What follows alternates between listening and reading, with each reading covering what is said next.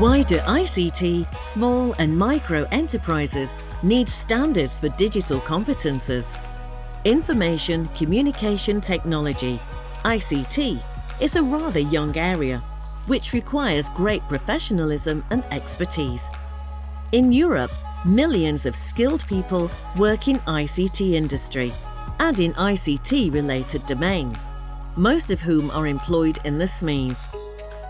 ICT involves huge investments in industry, finances and services sector. However, the economic and social importance of the ICT professionals is being recognized only very recently, as opposed to much older traditional professions such as lawyers or doctors. How to make sure ICT professionalism is recognized and enhanced? First of all, there is a need for a common accepted definition of what an ICT professional is. That means having a common reference system that describes ICT competences and allows to recognize the experience, skills, and knowledge gained while studying and acquired at work. This recognition must be valid for all ICT experts, regardless of their place of employment. Should they work for companies that develop ICT solutions or those that use it?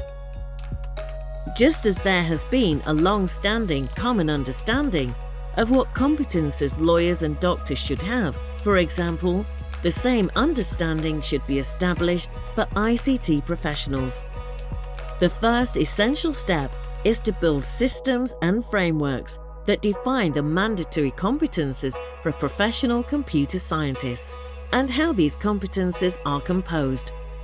Importantly, this system must be recognized both at national and international levels. This means that when a company is looking for or is offering to outsource an IT expert, it must have a standard system to define, assess, and assure the skills which such professional has. This topic is dealt with by the international standardization bodies. ISO at international global level, SEN and ETSI at European level. These bodies define the standards that provide individuals and companies with the norms and references for the management of digital skills. These standards should be designed as enablers and to serve as tools to empower users, not to restrict them. The standards provide a structure and content for application by many types of users, from organizations in the private and public sector, ICT user or ICT supply companies, to educational institutions, including higher education and private certification providers, social partners, and individuals.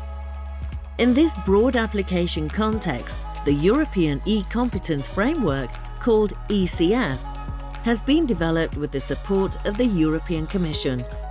It aims to enhance a common European understanding of ICT professionalism, to further European digital single market and European digital industry. European Commission financially supports the European standardization bodies, SEN and ETSI, to develop actions meant to encourage the diffusion and the use of digital skills needed by modern industry. Thanks to this support, the eCF has become a SEN standard EN 16234, and it can now be used by companies in all the European countries, applying the same terms and rules. In addition to the standard, there are other tools that help to use it, in particular the user guide and the methodology description. User guide explains step by step how eCF is built, how to use it, and the relationship between e-competence framework and other private tools and frameworks. Methodology document helps advanced users who want to modify eCF, adding new skills and knowledge to fit their needs in a way that is compatible and consistent with the standard. Moreover, there is a free website, www.ecompetences.eu, where companies can find relevant information, documents, and answers to the frequently asked questions.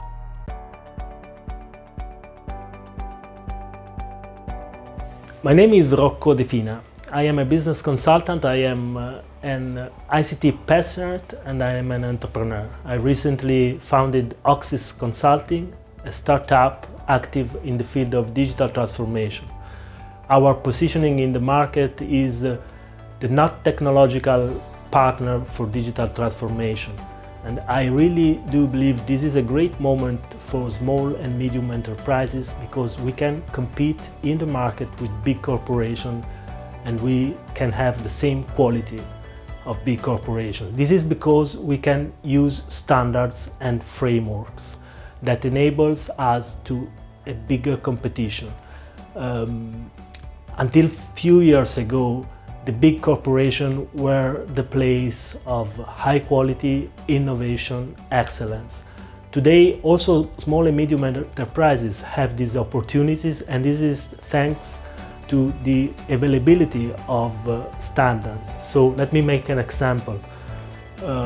When I started as a young business consultant, the first phase of any project was about understanding the reality of my client, processes, competencies, and a big effort was for this. Today, the clients expect that I already know their business, I already know the competencies that are required.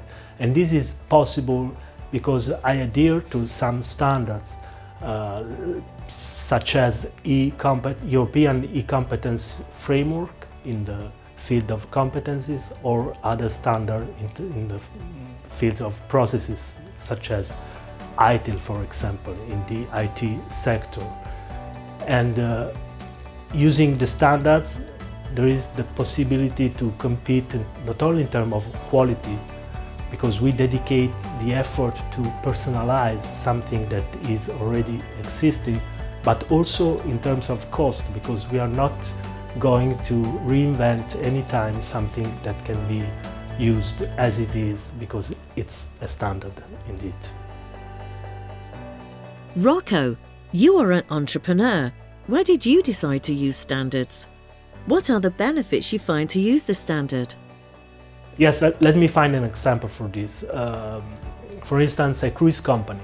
A client of ours asked us to redesign the job profiles of the IT department. Some of them, not all the job profiles. We used the ICT profiles of SEN, so the European standard, and by doing this we've been able to deliver a high quality because we used something existing and we adapted it.